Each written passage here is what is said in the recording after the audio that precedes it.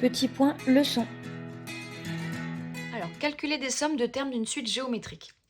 Pour calculer des sommes de termes d'une suite géométrique, il y a deux méthodes. La première, c'est d'utiliser la formule 1 plus q carré plus q cube, etc. jusqu'à q puissance n. Ça donne 1 moins q puissance n plus 1 sur 1 moins q. Et la deuxième méthode, c'est d'utiliser la formule un est une suite géométrique de raison q.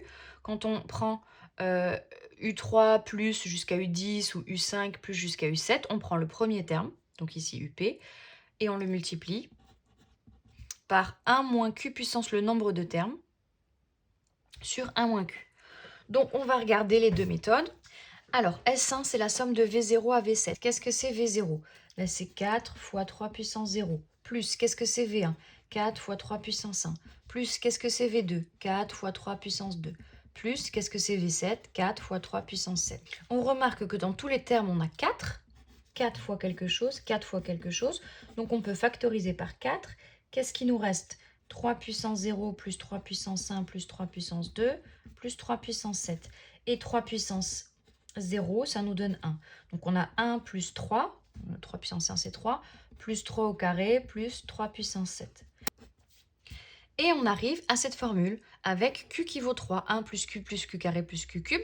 Donc q vaut 3 et n, c'est la puissance à la fin, ça vaut 7. Donc d'après la formule, on a le 4 et on a la somme c'est 1 moins q c'est 3, puissance n plus 1, n c'est 7, donc puissance n plus 1 c'est 8, sur 1 moins q, donc 1 moins 3, et on obtient S1 égale 13 120. De la même façon, en utilisant cette formule, donc on a S1 égale V0 plus V1 plus V7. On nous dit le premier terme c'est V0. Donc V0 fois 1 moins Q, ici Q, la raison c'est 3, puisque la formule c'est 4 fois 3 puissance n, donc c'est bien une suite géométrique. De premier terme 4, V0 égale 4 et Q égale 3. On reconnaît ça tout de suite. Donc 3 puissance, le nombre de termes, combien il y en a? On fait 7 moins 0 plus 1, ça nous donne 8. Donc 3 puissance 8 sur 1 moins 3. On obtient exactement ce même calcul-là. 4 fois 1 moins 3 puissance 8 sur 1 moins 3. Et du coup, on obtient bien 13 120. Donc là, pour cette question-là, c'est pratiquement la même formule. Par contre, pour la question d'après, la B, ça va changer un peu. Alors, on nous demande de calculer la somme de V8 à V13. Comme tout à l'heure, on veut partir de 0. Donc, on sait que la somme de V8 à V13, en fait, on va calculer la somme de V0 plus V1 jusqu'à V13.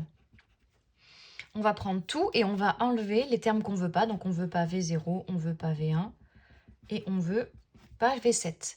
Donc, la somme, si on prend tout de 0 à 13 et qu'on enlève de 0 à 7, il restera bien de 8 à 13. Donc S2, c'est V0 plus V1 plus V13, moins, et la somme de V0 à V7, on l'a calculée juste avant, 13 120. Ensuite, V0, c'est 4 fois 3 puissance 0, V1, c'est 4 fois 3 puissance 1, V13, c'est 4 fois 3 puissance 13, moins 13 120. On remarque que dans tous les termes là, il y a 4 qu'on peut mettre en facteur. 4.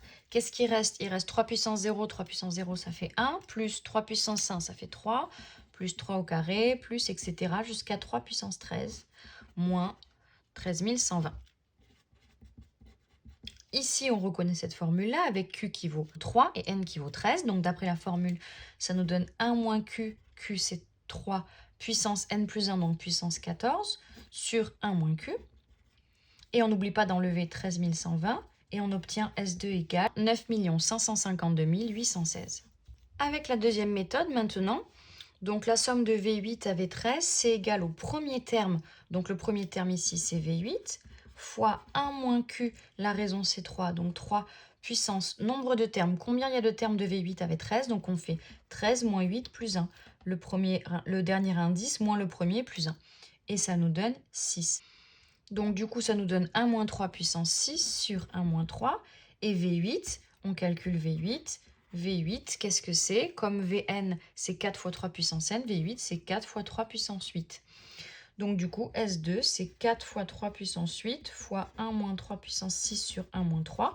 Et quand on finit le calcul, on tombe sur 9 552 816. Donc évidemment, cette formule-là est un petit peu plus facile à calculer, puisqu'il y a moins de calculs, un peu plus facile à utiliser. Mais si vous retenez cette formule-là, vous pouvez quand même réussir à trouver les mêmes résultats. Et comme cette formule-là, on utilise dans plein d'autres cas, si vous retenez que cette formule, vous pouvez par exemple faire tous les exercices.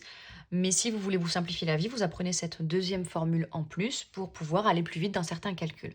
Voilà comment calculer des sommes de termes d'une suite géométrique.